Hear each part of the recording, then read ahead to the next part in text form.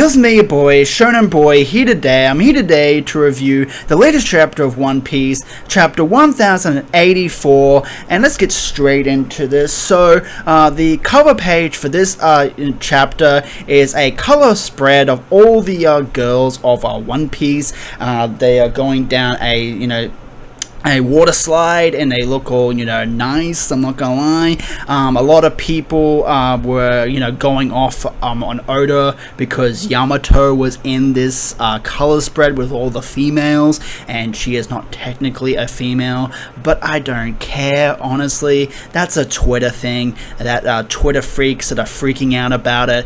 I don't care, honestly. It's a nice, color spread of all the females, who cares if Yamato is in this color spread? That's all I will talk about the drama, but let's move on. So moving on to the start of the chapter where we see Sabo, and this week I'm not going to read out everything that happens in this chapter because that would take too long, and I'm a bit of a slow reader, so I'm going to stop reading out everything that happens in the chapter. I'm just going to discuss what happens in the chapter, and then go over my thoughts, and But anyways, moving on. So the chapter comes out saying chapter 1084, the attempted murder of a celestial dragon, and we see Sabo, and he is fighting some knights, and he is using his fire fist, and he's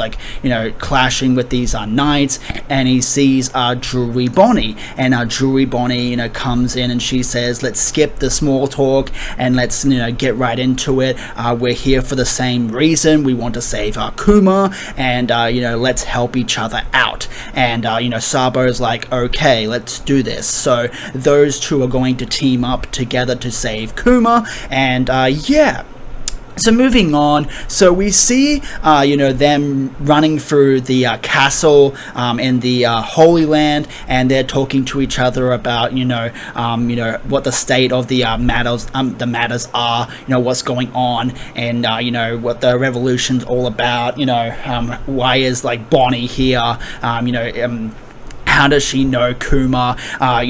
Sabo knows that Kuma did have a daughter, and he does keep tabs on, the other revolutionary armies and what they're all about, and he knew that Bonnie did exist, but they didn't really, talk about it. So, they are talking, introducing themselves, Sabo and also Bonnie, because they don't really know each other that very well. They basically just met today, even though Sabo knows that Kuma did have a daughter. This is their first meeting, and Sabo grabs out from his pocket where he has a bit of soot, and he creates a crow. He literally creates a crow out of soot, and this is connected to Karasu's devil fruit, because we learnt in the last chapter that Karasu has the Logia ability of the soot fruit, where he can turn his body into soot,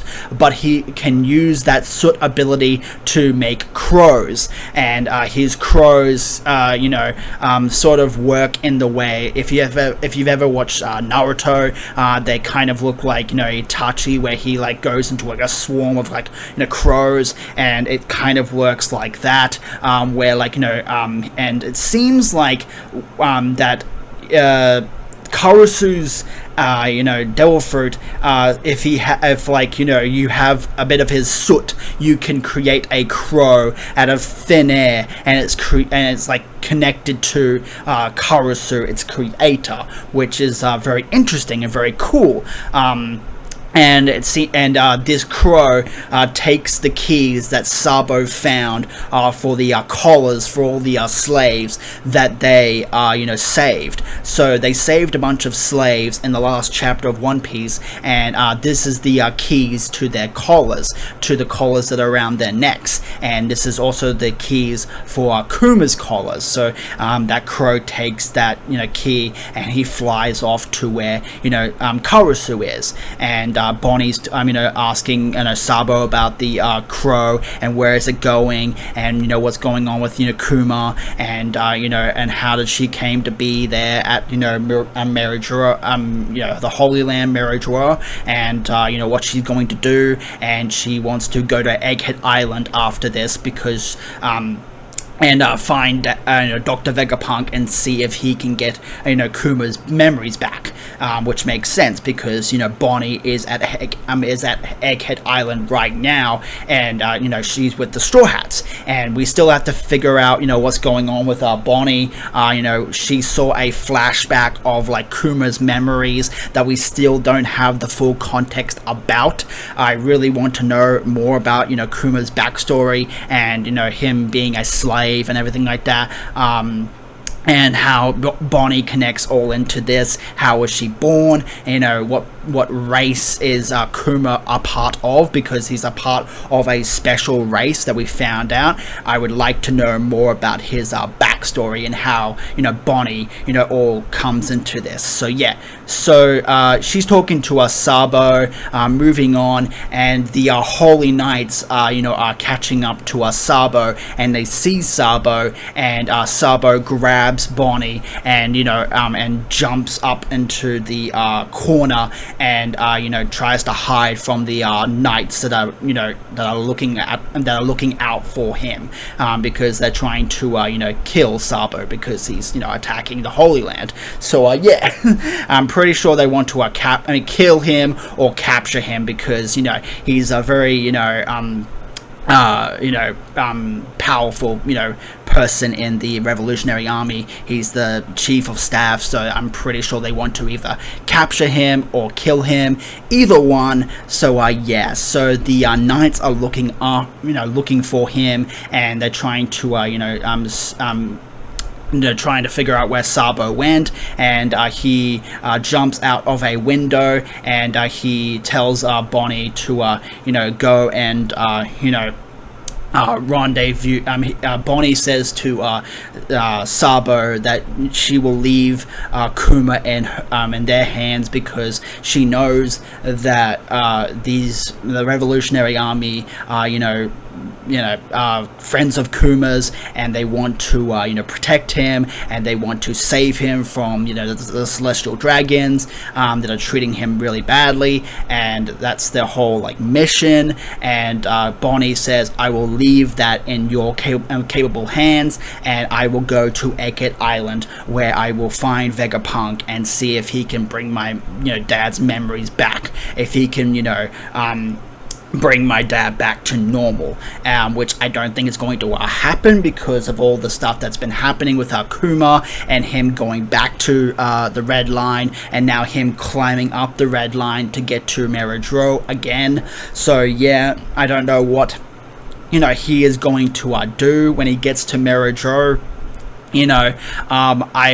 My theory is when he gets to the top of the Red Line and when he sees Meridor, he's either going to go to where the Celestial Dragons is, or he's going to nuke the place. He's going to do a last ditch effort and he's going to nuke the place, which that would be very scary, but this is just my theory. I'm putting it out there right now. I think Kuma, when he gets to the top of the Red Line, he is going to go into Pangaea Castle and nuke the place. That would be really cool and really scary, because wow, and it would be really shocking. So yeah, but that's just my theory.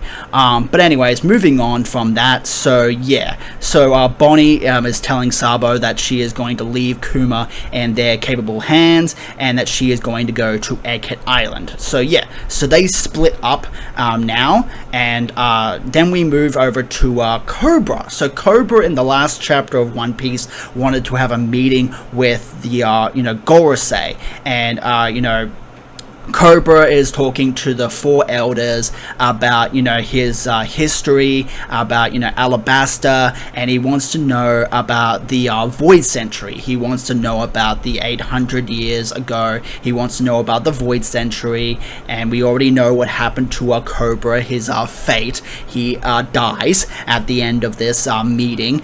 We don't know how he dies just yet, but I'm assuming that it's going to be one of the Holy Knights that kills Cobra, or it might be Eam himself, because we know at the end of the chapter, Eam sits on the throne, and he talks to Cobra, but we don't know who kills Cobra just yet. It might be one of the Gorosei. We have no idea. But anyways, moving on from that. So he's talking about the Void Century, and he wants to know more about the Void Century, and he wants to know one of his rulers, Lilia. I think her name is Lilia, yeah. And she looks exactly like, Vivi, because in the talk with the Gorosei, he's talking about Lilia, and she was one of the founding members of the 20 kingdoms. Like, he is talking about how the 20 kingdoms all pledged their allegiance to the empty throne, and they all put their swords into where the empty throne is, so that no one will sit upon the empty throne, and everyone will govern their own kingdoms, and the four elders will rule over this land, and they will keep it just, and they'll keep it and no one will sit on the empty throne.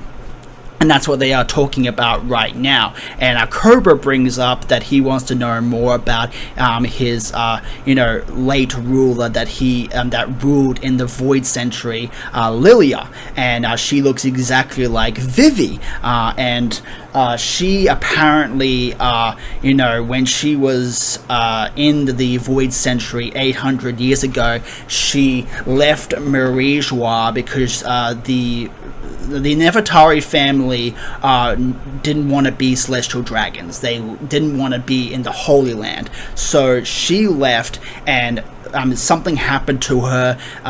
The Gorosei don't really tell Cobra about what happened to Lilia. They're kind of like going around the questions that Cobra is talking about to them. He's asking a bunch of questions about the Void Century and about the Will of D, and they're all avoiding the questions. They're all going around and we can't talk about this because this reason and this reason, and we don't know. And it's just bullshit. You do know, don't you know all the history in the world. You should know about what happened 800 years ago in the Void Century to this Lilia person, and I want to know, so tell me.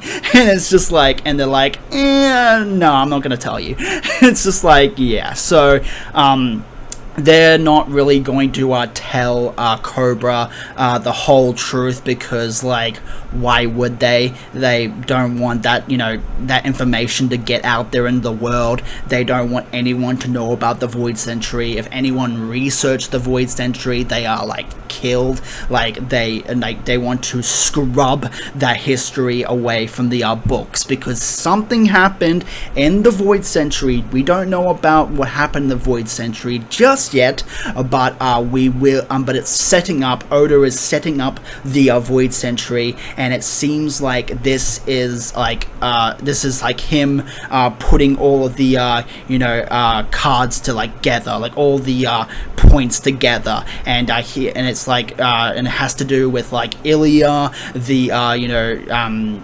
the Queen of Alabasta, I guess you could say, or the King, whatever you want to call her, and she was part of the Void Century. It has to do with Toki. It has to do with Joy Boy. It has to do with one of the Poseidon, one of the mermaid princesses that lived in the Void Century, that made that Joy Boy made that letter to. and there's like the Will of D, the D clan, the Ancient Kingdom. Like there's so many things that Oda has been trying to build up when it comes to the Void Century. This is all going to come together, and this is sort of the start of this, where he is like sort of building this up and putting all the pieces together and like making the puzzle of the Void Century. That's the best way I gotta explain it to you guys, where this chapter is kind of like, putting the pieces together about the Void Century, and Cobra's asking the four elders, the four Gorosei, about the Void Century, and they're kind of like skirting around the whole questions that that Cobra is asking them. Why Cobra did not bring this up in other reveries, I don't know. I guess this just occurred to him right now. But he wants to know about his ruler that ruled back in the Void Century, Lilia. And he wants to know about her history and about the Void Century, and the Gorosei are talking to Cobra about it, and kind of not really telling him the full truth. So yeah. So moving on, so so Cobra realizes that they're not going to tell him the full truth about Ilia and what her backstory is, and why she didn't come back to the kingdom of Alabasta when the Void Century was happening. Cobra asks the four Gorosei members about Ilia not returning to Alabasta when she left Marijois. Like, she left Marijois and she was heading back to Alabasta, but something happened to her along the way, and she probably died or something like that. A lot of people have been saying that she might be Eam, because in this at the end of this chapter, they have been Eam sits on the empty throne, and Eam says Ilia, and it might be the same Ilia that they're talking about right now. Who knows? But Cobra is asking the Gorosei about Ilia, and how what happened to her. Why didn't she come back to us? Why did she come back to Alabasta? What happened to her? You guys know. And the Gorosei are basically not telling him the full truth, and he realizes that the Gorosei won't tell him about the about Ilia or anything about what he's saying. And now he is like, okay, screw this, I'm going to ask the question, what is the meaning of D? What is the will of D? And and that pricks up all the Gorosei. They're like, what? What do you mean? Why do you want to know? What's going on? And it's just no, we are not saying, and we're not going to tell you about the will of D. It's just, so yeah, so this whole conversation that, Cobra is having to the Gorosei is just not happening. They're not telling him anything about the, about the Void Century or about Ilia, and they're giving him no dates or anything about the information that he wants. They're kind of just skirting around the truth and not telling him the full story. And Cobra's realizing that he's not getting anywhere with the Gorosei, and they're not telling him what he wants to know. So yeah, so he asks what's the will of D, and the Gorosei are not telling him what he wants to know. So yeah, so that's the conversation that was happening with the Gorosei. So moving on, so then we get a double page spread of Charlos. Charlos wanted to take Shirahoshi. Charlos wanted to capture Shirahoshi for his own, and he goes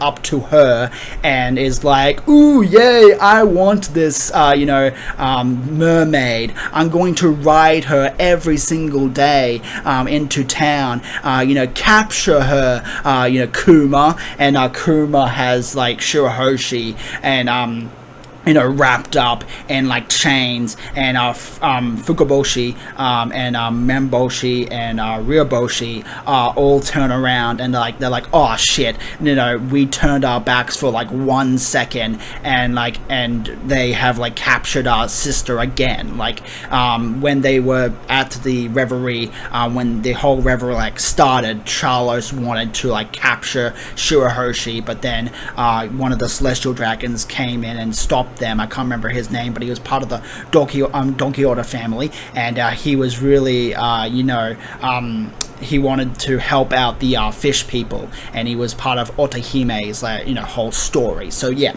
so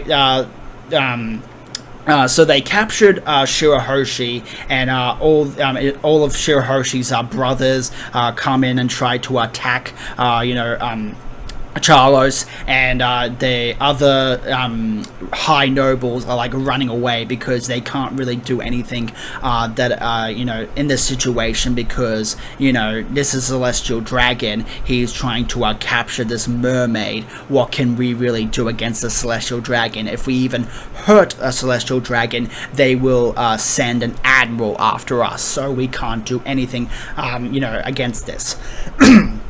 So yeah, and they just say like, oh yeah, they're just fish, they're not really that important, who cares? So they all start running away from Charlos, who was like trying to capture Shirahoshi, and Shirahoshi's brothers come in and try to attack Charlos. So yeah.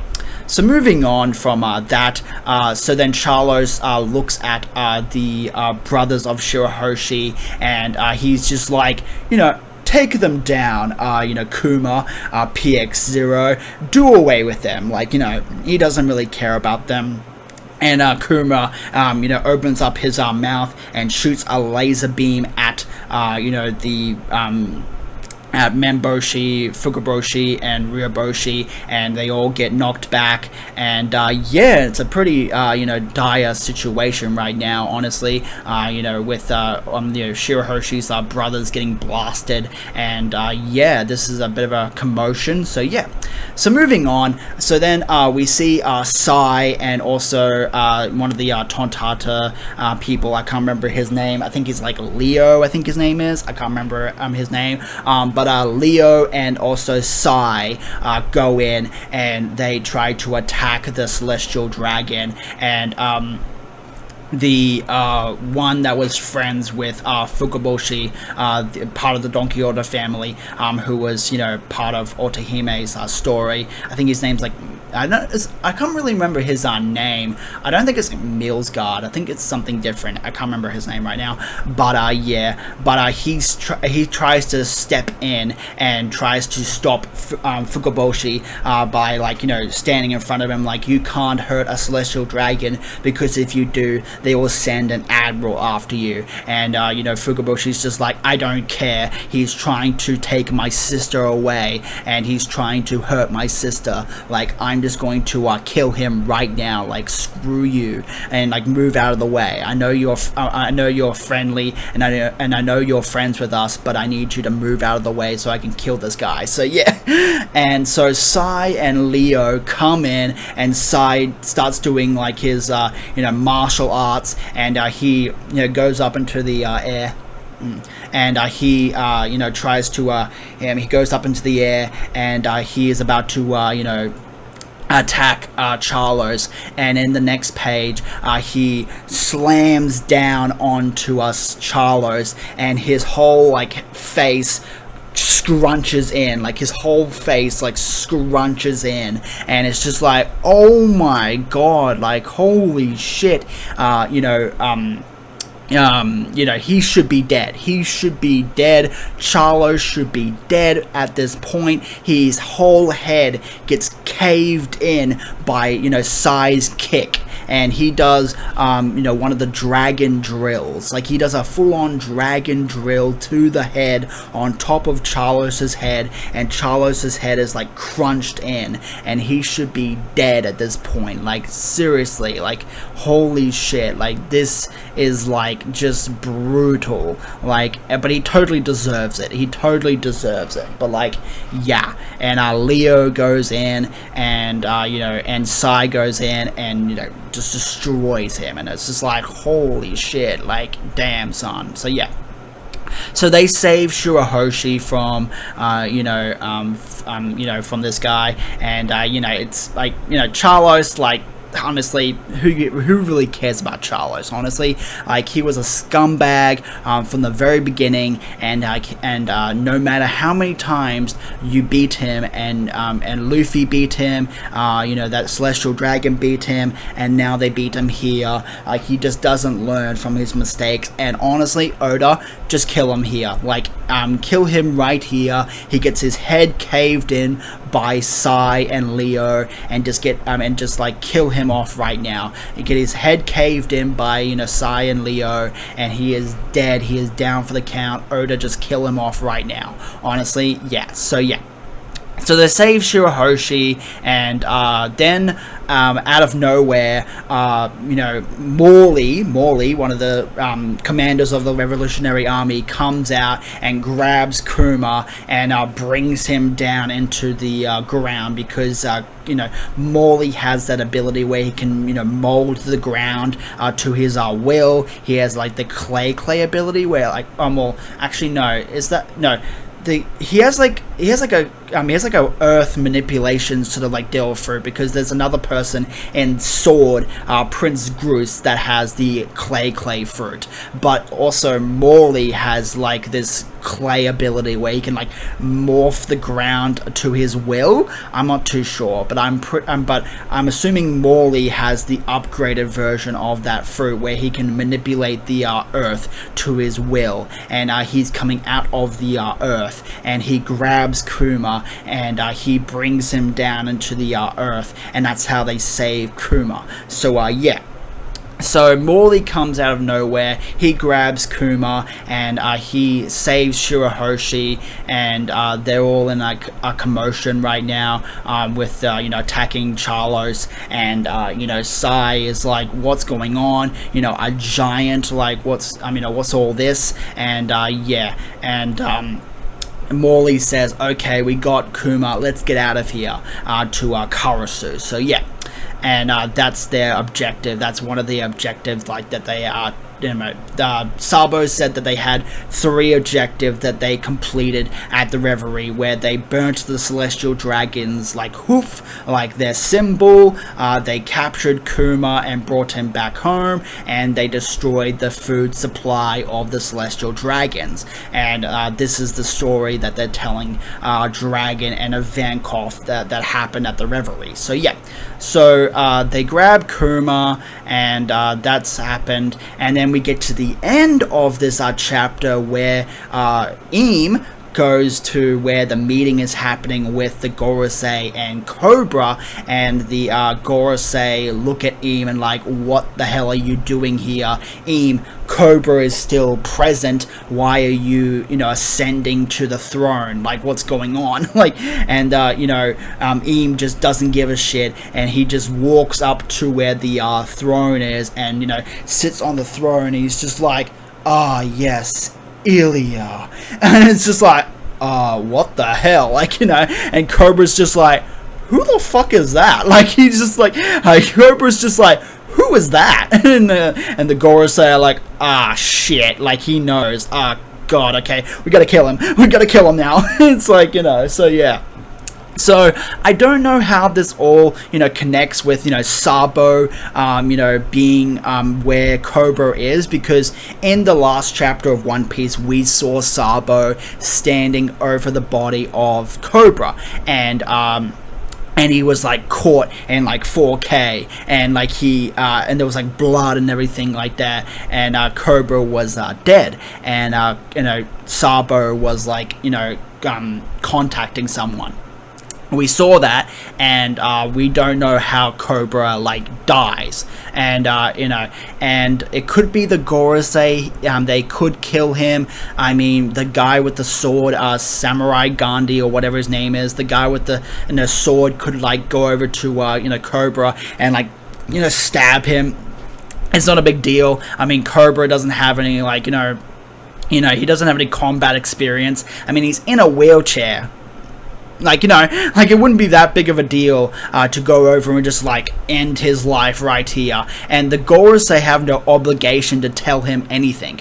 Like, they have no obligation to tell, a Cobra anything, because he won't be getting out of this alive. So, honestly, Cobra seeing Im is not really a big deal. Like, it is a big deal, but, like, he's going to die anyways. So, like, unless Sabo sees this, I'm pretty sure he does see this. I'm pretty sure there's a break next week with, I'm pretty sure next chapter we're going to see the end of Cobra's life. It would be such a big blue balls if like Oda was just like break next week and they go back to Egghead Island. Like, that would be such a big blue balls moment, and that would be so disappointing if we go back to Egghead Island and we do not see the end of this. I'm pretty sure we're going to see the ending of this whole thing, and we're going to see who kills Cobra. There's been a lot of theories out there about who kills Cobra, and it might be one of the Holy Knights. I was going to talk about the Holy Knights when the last chapter came out, but then I got sick, so I couldn't really talk about that, but I'll talk about it here, I guess. In the last chapter of One Piece, we got to see the Holy Knights, the 9 Holy Knights, and one of the silhouettes looks like Shanks, and a lot of people had a lot of theories about Shanks being evil or whatever, and my theory is that it's probably not Shanks, and I'm pretty sure a lot of people have been saying that. Like, there's a lot of people have been saying it's probably not Shanks, it's probably part of one of his families, because if you don't know, Shanks is part of one of the Celestial Dragon's families. He's part of the Figure family. This was revealed in One Piece Film Red. They were the Gorosei revealed that like Uta, if Uta is part of if Uta is Shanks's daughter, she might be part of the Figure family, and that was supposed to indicate that Shanks is part of this family that is royalty, or part of the Celestial Dragons. So that makes Shanks royalty, I guess you could say. And when Shanks had that meeting with the Gorosei, it was a very apparent that they showed us the side of Shanks that does not have the scar, and people have been saying that it's not Shanks, it's Shanks's twin brother, or it's going to be his clone or something like that. Those are the two big theories out there right now when it comes to the Holy Knights and that silhouette of Shanks. It's either going to be a clone or it's going to be his brother. We don't know just yet, but we'll have to wait and see who the other Holy Knights are. Are these Holy Knights strong? Who knows? A lot of people have been throwing out the idea that they could be stronger than admirals. Honestly, I think they should be stronger than admirals, because at this point in this point in the story, if you're going to introduce a new faction into One Piece, they have to be strong. If you're going to introduce a new faction into the One Piece world, and they're going to be the Holy Knights, and they're going to be the ones that protect the Celestial Dragons, they have to be strong. They have to be at least, I want to say, Admiral level, but I don't want to put that out there just yet. We don't know who the Holy Knights are. They could be clones, they could be other people from different families. Like, let's say they they picked the best people from different families of the celestial dragons, and they made them the holy knights, and they made them as strong as they could be, and they gave them like really OP devil fruits, or they trained them in the way of haki or something like that, and they're really powerful. That's what I think the Holy Knights are, where they're like really strong. They're a really strong unit, and they only get deployed when shit is going down, and shit is going down right now. Like, a lot of things are happening. So yeah, Eam ascends the throne. Eam sits on the throne. He looks kind of tiny on this throne. I think the throne is really big because he looks really tiny on this throne. Eam is like a lanky, tall dude, or a girl, either one. It could be a girl, it could be a boy, and in the anime, when the anime gets to this point, I'm waiting on that point. Eam says Ilya, and he's going to obviously reveal what happened to Ilya to Cobra. Maybe Ilya is Eam. Like, a lot of people have been saying that, like, maybe Ilya is Eam, and they've manipulated her and changed her, and she's like not the same person that Cobra knows of, because Cobra doesn't really know Ilya because she lived like a long time ago. So yeah, Oda is now setting up the Void Century. He's putting the pieces together. It's starting to all come together. It has to do something with Joy Boy, the Ancient Kingdom, the Will of D, the D Clan, Eam, maybe the Gorosei. I'm pretty sure the Gorosei are going to be in this. It has to do with Toki, and it also has to do with this new character Ilya. And the pieces are all coming together, and I don't think we're going to get the Void Century anytime soon, because that's a endgame sort of thing. When they find the One Piece on Raftel, I think the Void Century will be explained to us fully by Robin, but we'll have to wait and see. Maybe we'll get a reveal of who Eam is. That would be really cool if we get to see who Eam is. Like a face reveal, that'd be really cool. And then we get to see the face of Eam.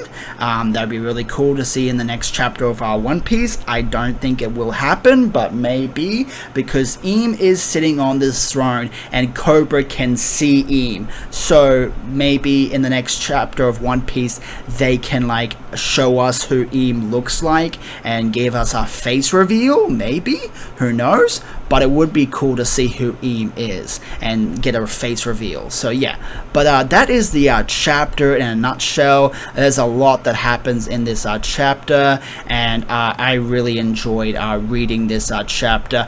You can go and read this chapter on TCB yourself. I just went over the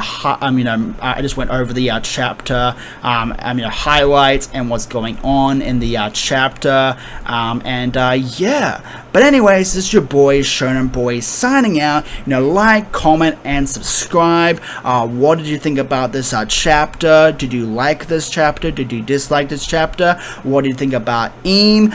Do you think we're going to get a face reveal of Eam in the next chapter of One Piece? Who do you think this Ilya person is? What connections do you think that she has to Eam? Were they in love, or were they like enemies? Like, what's your theories?